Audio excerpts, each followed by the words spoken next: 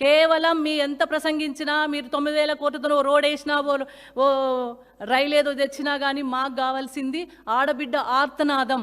ఆడబిడ్డ ఆర్తనాదం వినబడుతుంది. ఆడబిడ్డ మీ ప్రసంగించే ముందు ఆడబిడ్డ ఆర్తనాదానికి సమాధానం చెప్పండి. బండి సంజయ్ గారి కుమారుడు చేసిన దానికి సమాధానం చెప్పండి. ఆ ఆడబిడ్డకు రక్షణ కల్పించండి, ఆ కుటుంబానికి రక్షణ కల్పించండి, సరైన ఎంక్వైరీ చేయండి. ఆ ఎంక్వైరీ సరైన రీతిలో జరగాలంటే ముందుగా బండి సంజయ్ గారిని బర్తరఫ్ చేయాలి. ఆయన ఆ పదవిలో ఉంటే అందరిని ప్రభావితం చేసే అవకాశం ఉంటుంది.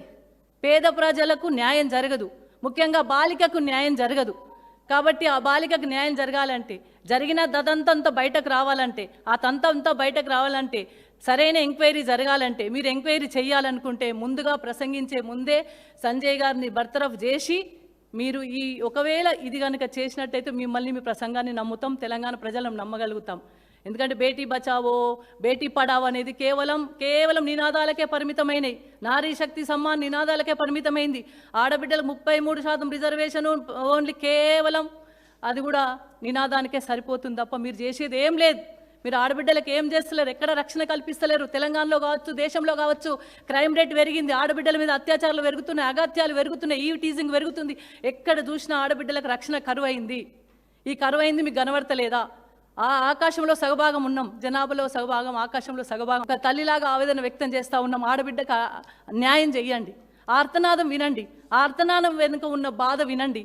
మీరు అధికారాన్ని ముందట పెట్టుకొని వీళ్ళు చేస్తున్న కుట్రలను ఛేదించండి.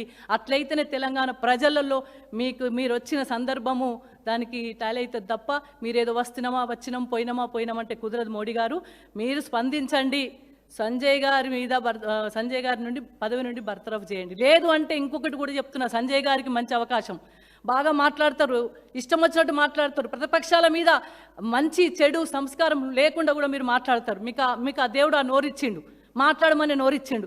కానీ పని చేసే మానవత్వంతో ఆలోచించి మీరు రాజీనామా చేయండి. ఒక ఆడబిడ్డకు అన్యాయం జరిగింది, ఒక ఆడపిల్ల ఆర్తనాదం పెడుతుంది, మీ కొడుకు ద్వారా ఒక బాలిక అన్యాయానికి గురవుతుంది.